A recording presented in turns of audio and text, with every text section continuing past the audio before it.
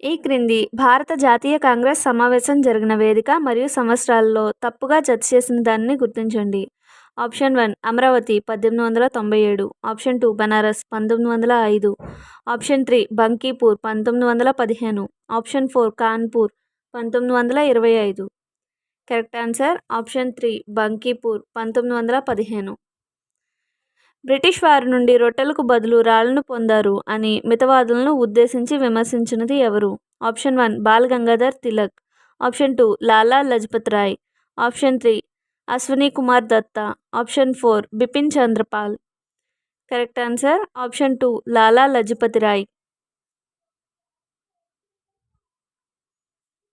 గాంధీజీ యొక్క young India అనే పత్రిక ఏ భాషా పత్రిక?